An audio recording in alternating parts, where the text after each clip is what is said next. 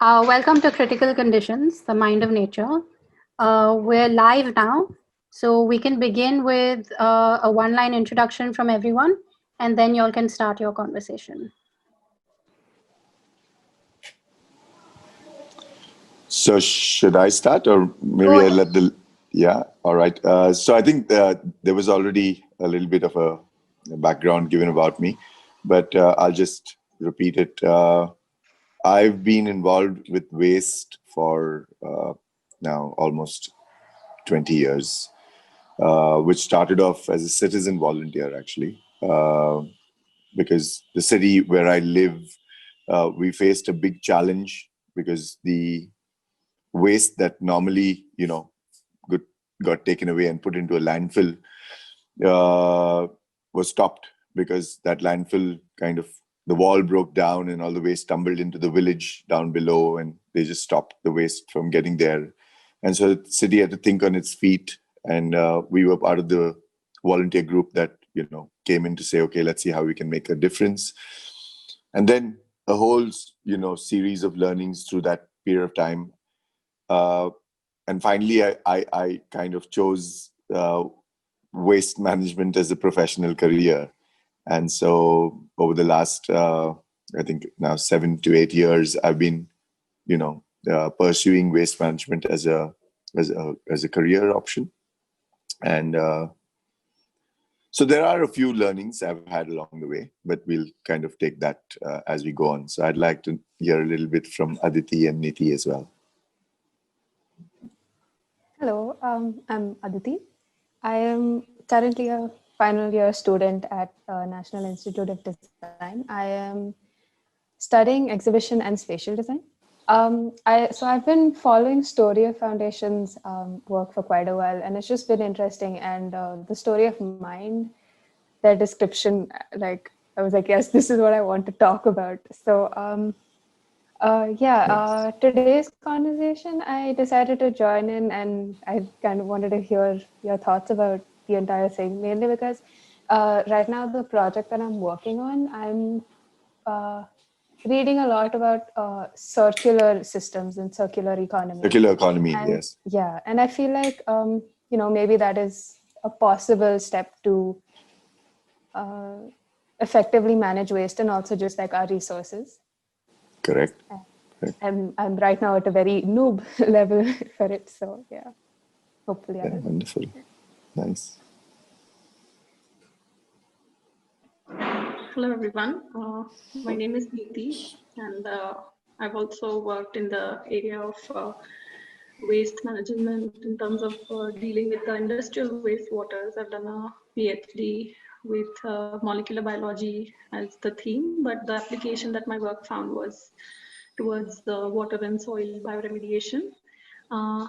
After my master's, I worked at CSIR, National Environmental Engineering Research Institute in Nagpur, and worked on various government and international projects with the Department of Biotech and CSIR majorly.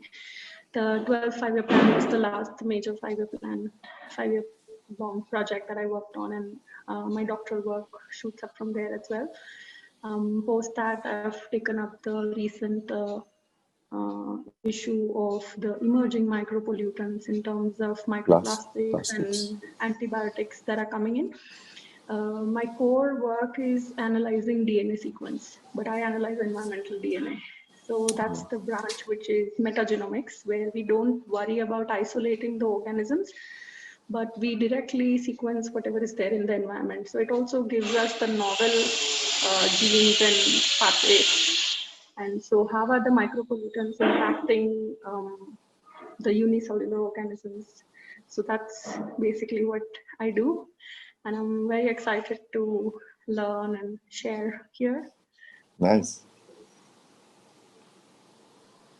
Nice. So, the whole, I think the focus of this room, or what I was looking at, questioning and probably even finding some answers to, is So you mentioned circular economy, Aditi, and yeah, Niti, you've also been doing a lot of work in reducing these micro pollutants in wastewater and in the water streams. Another term that, unfortunately people find these terms and then they just get used and sometimes abused because it started with the word green. So everybody wanted to be green, but I often think that then the whole, when people say the word green, they start thinking lawns and they start thinking waters, clear waters, and that's the furthest you can get from green. So I keep telling people, when you think green, the color you should be looking at is brown, earth, right? So similarly, so zero waste was one such phrase before circular economy started getting used, and so a lot of people talk about zero waste and going towards zero, and so the first of all, the question was, is that really even a possibility, or is it just something that is a myth and we've made it up in our heads and it doesn't really exist? So I would like to share my experiences and where I believe, there is actually a possibility of becoming zero waste. Not because when you say zero waste, it doesn't mean that we won't generate any waste. But what Aditi said, right? The whole circular economy, because what I consider waste could be resource for somebody else. And if we can connect those linkages, then there is no waste because it's only resource, right? So from that perspective, zero waste is definitely a possibility. And so where does one start with? And I thought, I would like to, first of all, or rather begin from that line where, it's very popular phrase I've seen: the earth has enough for everybody's needs, but not for everybody's greed, right? Or not even for one man's greed. So I think that's the point where we need to start from, because when we're talking about zero waste, from the possibility of one person's waste becoming another one's resource, then first of all, we can't be overdoing anything, right? And the simplest example is the carry bag, right? And yes, the government came with strict norms and said, okay, we will ban plastic bags. And people came up with another solution, and they made bags which they claim are biodegradable, and they print on it, I am not plastic. But I still see these bags lying on the beach when I go for a walk in the evenings. I still see these bags that are being consumed by animals, and I don't know whether we are still harming them. I don't know what is going to be the end result of this bag. And how can I be sure that in 20 years' time, it wasn't just a joke played on me by someone who printed on that bag, I'm not plastic, right? So that's where I'm saying that, so can we change the mindset then of people? You guys have some thoughts on that? So one sort of train of thought that we've all in my rib group that we discussed this about is that like you said, how we have enough to satisfy everyone's needs, but not everyone's greeds or their wants. So there is a huge amount of there's a lot of importance given to convenience, and I feel like that's the main place where then once we shift our paradigms about what we consider convenient and how much of that convenience is actually required, that would be the beginning of that. So one simple example that I can think of off the top of my head, Indians, we love our chai, tea is integral to our culture. And so when we go to, say, we're working in a corporate environment, we use our tea bags to make this tea. So, Right. and that is convenience. So Right. whether it's truly needed or not, we're not entirely sure. But also making tea in that particular area in that way would obviously not be viable. But then, so disposing of that tea bag, it's a very small thing, but it's just, I feel like it No, just it is. conveys It the is. idea. Yeah. Yeah. Yeah. Because even though the tea itself is biodegradable, and probably the bag also, a lot of places are starting to, remove the little microplastic that they use in it to make it more biodegradable. But then there's that little staple they put on the top. Correct. Correct. And another huge problem for us is the overconsumption and the overpopulation. So even though I might be using just one tea bag in that corporate environment, then we have to look at the concentration of those little staples that enter the entire system. So Right. yeah, like it's like I don't have any answer. It's just like an observation, and I'm just like, that is what we have to change, and I don't Yeah. understand Yeah. how we could do that. So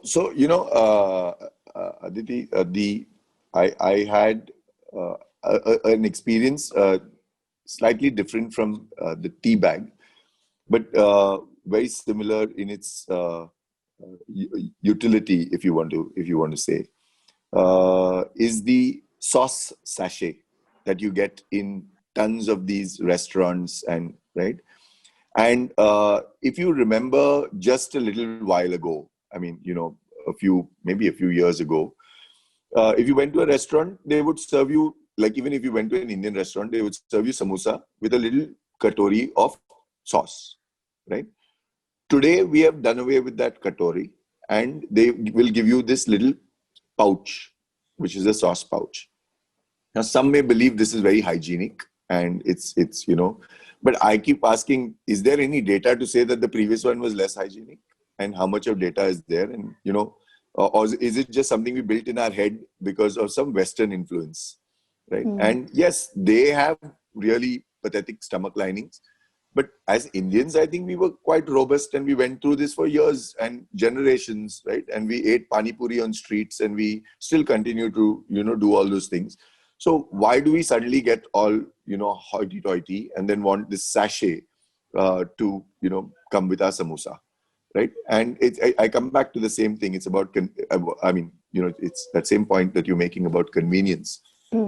So yeah, unfortunately, that seems to be the way that we've been taught to move. Right? So how can we make our lives easier?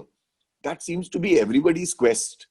But in that quest to make our lives easier, are we being silly and then, like Sheikh Chili cutting the branch on which we're sitting? So I think we need to balance everything that we want. When we ask for something, I think we need to look a little deeper and find out, is this really going to change, and how much is it going to change, and what are going to be the repercussions? So there is another term that is now coming into the whole sphere of waste management, which is life cycle cost. Right? So it's I might pay like that sachet costs me just maybe 10p or maybe 50p. I don't know what it is anymore. But what is its actual cost? Because finally, then it ends up being a pollutant in our rivers, and what is the cost of removing that thing out from the environment? So if and who's going to pay for that cost? Right? The guy who has sold that pouch has gotten away. He's made his profits and he has moved away, right? But who's going to bear the cost of this pollutant that he has left behind? So that, I think, if that actually gets embedded into our economic systems, right, where a product is priced based on its, so you can price a product and say, okay, I'm going to price my product at 50 paise, but there will be a tax levied on it, which will be based on the amount of, on what's going to happen after that. And, is it a pollutant? How much of a pollutant it is? So that might be one way for us to, and of course, hopefully, we will able to get this across to some of the authorities that can make these changes in legislation so that it then impacts the way it is. Niti, you have thoughts on this? Yeah, I'm actually reminded of our last year's experiences from the World Environment Day. So I was working in Mumbai then, and we had a 5-day beach cleanup drive with a lot of institutes tying together, and we announced a call for uh, like a online volunteering call, whoever is interested, and a lot of people took part, a lot of young people took part, and the whole experience of cleaning these beaches of Mumbai, it brought to me the realization that, what have we done around us? So now I think, I'm sure you must have heard of the term minimalism, and that's catching up between, people at least my age or even younger, because we are really questioning our own, lifestyle and how we are going to use all these products for our basic survival, and then going to leave the world in a little worse situation than we found it. And the goal is otherwise, that if you can't do anything good, don't harm, and That's true. Don't increase the entropy. So in that sense, I think this is really catching up, and I'm promoting it within my circle as well of friends and researchers, where you're very aware of the little toothbrush that you're using, like how you are emphasizing on these one-time plastic use pouches and everything that's available. Right. So for our whole lifetime, how many of these toothpaste am I going to use, or how many times the groceries that I'm going to buy are going to come in these single-use plastics? And there's a solution to everything, that you replace glass containers in your kitchen, and you are aware of the toothbrushes and the toothpaste that you're going to create throughout the time that you are going to live. So little things like this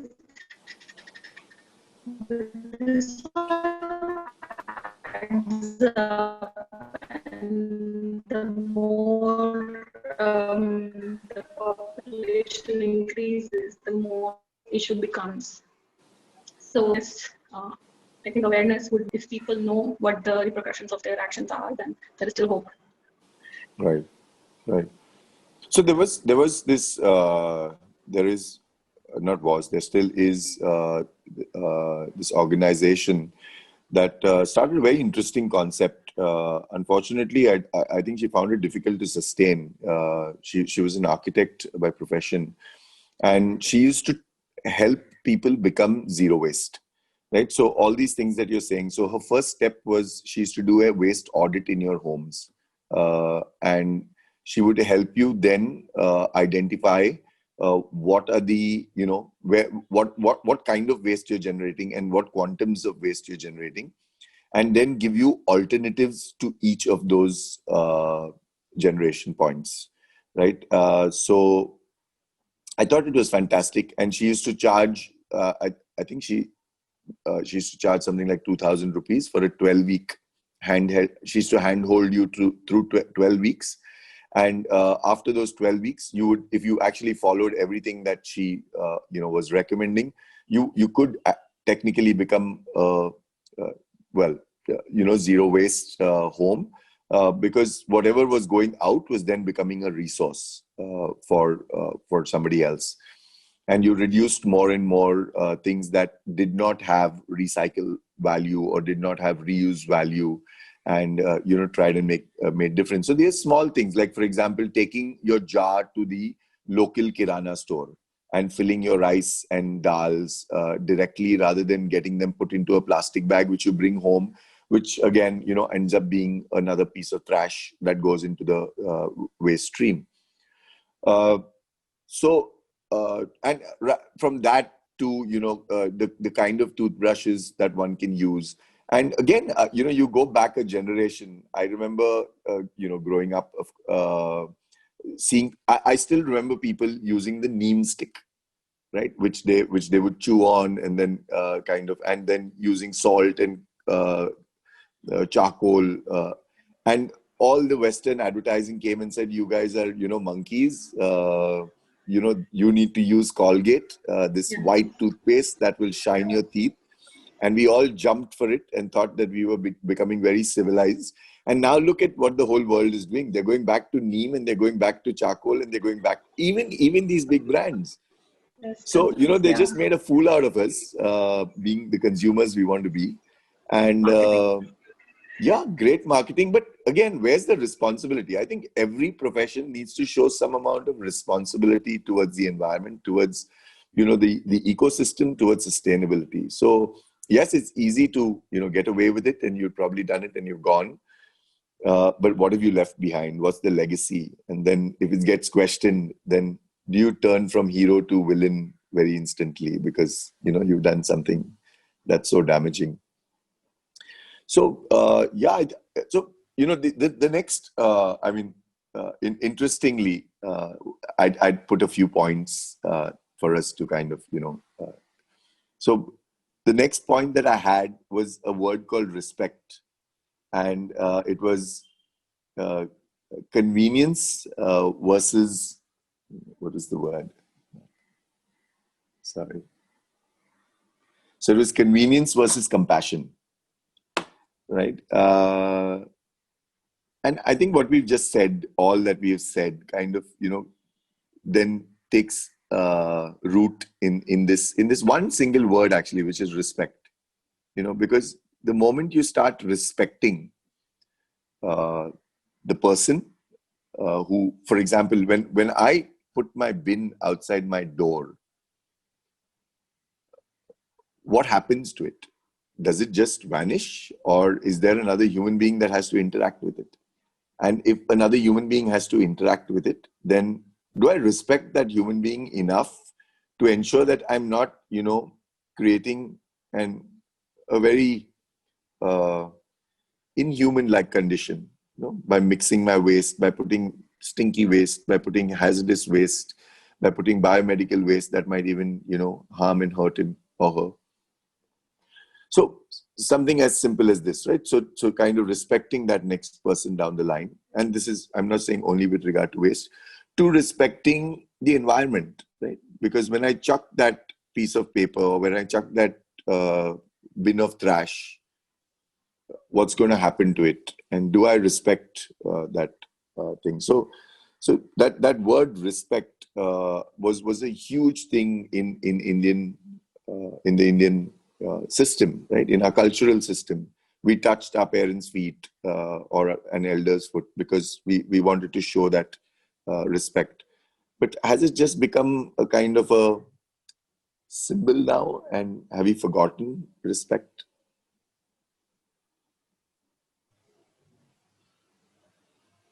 I would say we haven't forgotten it, but it doesn't come. This is going to sound slightly cheesy, but like it doesn't come from within. Like the respect thing isn't something that you do innately. Now it's become like I'm expected to respect, and hence I will respect. And that's right. A similar trend can then also be seen with things like sustainability things. Like even though people are seeing the need for sustainability, I feel like it's catching on as a trend more right now. Like if I am sustainable, I can post it online and be like, look, I'm sustainable. It's like all green. And fine, in the end, at least like, the action is there and then we can always change the motivation. But it's still, that's where our question comes back to, do we have the mindset for it? So, yeah. Nidhi? Yeah, I'll add to what Aditi is saying. I agree. I think today I see two type of young people. One is who are very passionate, who are very aware, and a lot of like insights come from the social media also. For example, United Nations or the Sustainable Development Goal pages on Instagram or Twitter are very active. And there are so many days, water day, world toilet day. We had the antibiotic awareness week last week, One Health day. So, there is, I think it might sound silly, but the celebrations of so many days brings awareness to all the types of age groups.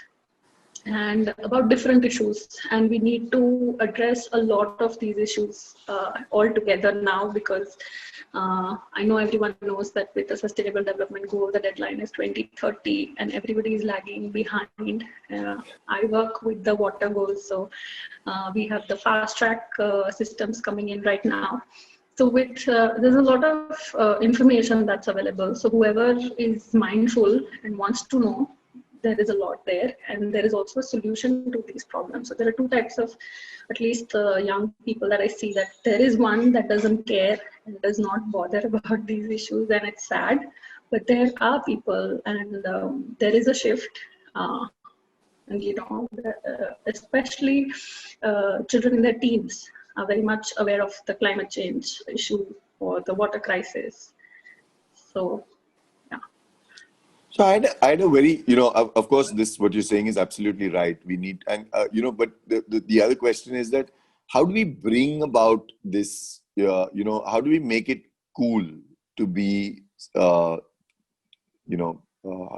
shall I say, responsible, right? Or not just about teaching them in schools, but how do we just make it a trend, right? How do we make it second nature? Do we need to have penal actions, or can we do this, through just getting people to accept it in a more friendly manner, right? And one example that I saw and was really impressed with was we were actually at a conference in Indonesia, and they'd taken us to see one of these very small villages. It was largely dominated by a Muslim community, and they're a very communal kind of culture, right? And so but this entire village, it was more like a basti in with narrow walkways between all the houses, and all the houses sticking to each other. So it was definitely not a higher end a place. It was more a low economy thing.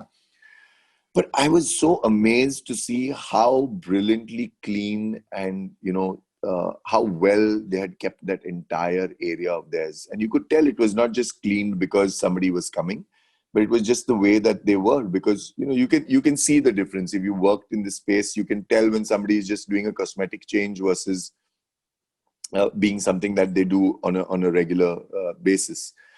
And there were simple things that they had done, but it all started with the cleric, because he ran the little mosque over there, and he became instrumental to create these. There were some very nice practices, like they had a community kitchen.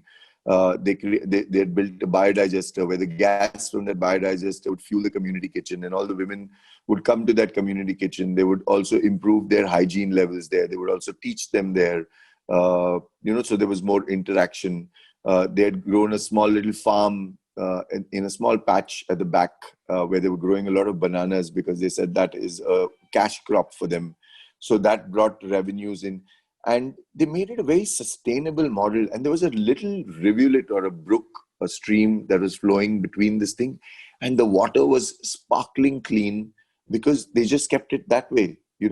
Unfortunately, when you see the same thing back home, you end up, often we have a little stream or a rivulet, which we call a nala. And then we just assume that it's supposed to be gray and dirty water. But this was so I've often therefore questioned myself, can, the leaders of communities, of cultures, do we need a different set of, can we find a way to change their mindset? And maybe then they will, a kind of a top-down effort. Because we're also seeing it with Swachh Bharat, right? When Prime Minister Narendra Modi came to be, and Swachh Bharat became his main, war cry. I think it has made a large difference to the country. At least it's become a topic on the front line.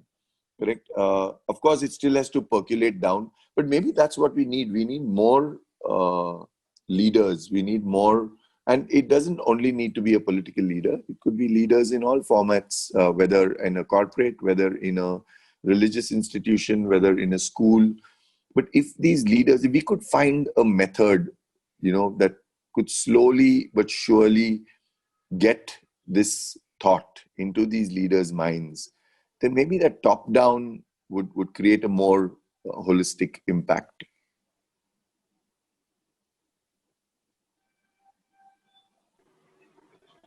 Yeah, I would say I agree that policy level changes are quite critical at this hour.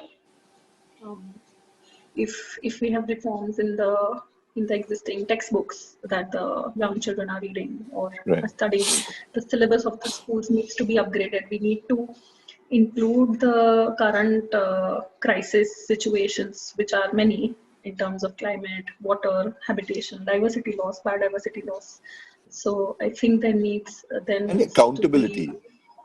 Accountability. So, recently, I won't name the institution or the person, but we are in the process of helping one of the cities set up biodigesters in a decentralized manner. And one of the institutions where they've actually got the entire infrastructure free of cost. It's been gifted by the government of India. But, the principal is just adamant that he doesn't want it. So why? Because it may take too much of electricity. So we've proven to him that no, it does not consume, that much of electricity. He says, no, you get a separate line, which is a huge cumbersome process, right? So we said, but where does your waste go now? He said, I don't care. I don't matter where. It doesn't matter to me where it goes, but I'm not going to support this. If you want to run it, you'll get your own electricity income. I'm not going to give it to you for my college. Now, maybe it's just an ego issue. I don't know where it stemmed from. We are not even directly talking to him because we are working with the urban local body. But this is what we've been told, that we can't proceed with that particular institution because there's a. Now, how does one then make this person responsible, saying that fair enough, what you're saying is great, but can you explain to us how you're going to take care of your waste? Forget about anybody else's waste. How are you going to take care of your waste? But there's no way to make people accountable, right? So therefore that whole not in my backyard is becoming more and more a feasible option for people, because then this is something that was right there, and therefore I said, so because we have some great policies, the Swachh Bharat document, the 2016 solid waste management rules, which has come from the Supreme Court of India, is a very robust and a fantastic document. And NIRI has done some great work. They've got a great manual. So manuals are there, documents are there. What about implementation? I think in terms of application or implementation, we need strict rules, and I think probably like US, we could have heavy taxes on how the waste is being managed and how much you're generating. So you pay for this. It should be considered a service provided by the government. So right now, everybody thinks कि ये तो होता ही है, ये तो मतलब this is usual, government does this, but right. These are becoming, the daily protocols are becoming an issue. So government or anybody won't be able to manage if we continue this way. So to bring that awareness, probably a strict action could be something like charging every individual on a yearly basis for the waste that's been created, something like this. There needs to be change, of course, from top-down approach, but then the mindsets of people also need to change. Awareness, again, I think would be the key. Yeah, I do agree, and there is a lot of awareness, but for some reason there is a little bit of lethargy to kind of execute. And that chalta hai attitude, unfortunately, is very deeply embedded. So especially when it comes to waste, that theek hai na, somebody will take it. They'll make a light joke about it, or they'll get angry about it, depending on who and where the person is. But therefore, uh, so here's what I have seen through these years, right? There are enough and more solutions and enough and more technology available to manage the problem. I don't think there is any gaps in that area, right? I mean, the choice of technology, one might go from here to there or this to that.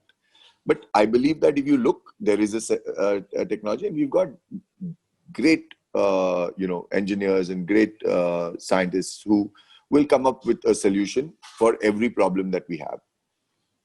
The issue is that, are we willing to implement it? Because we make all kinds of excuses. Nahi, bahut zyada paisa lagega. Or, wo jagah nahi hai apne paas. Or, time nahi hai apne paas. Right? We'll keep our homes spotlessly clean. We'll keep our temples, churches, and mosques absolutely, pristine. But right behind those boundary walls, there's a dump, which comes from the very same homes, very same institutions. And the only way that one can change that is if we start changing our mindset. We have to take responsibility for it. And that's why I'm saying that, that mindset change is something that we need to start working more on, right?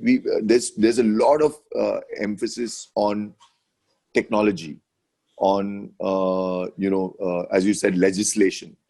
What about the psychology?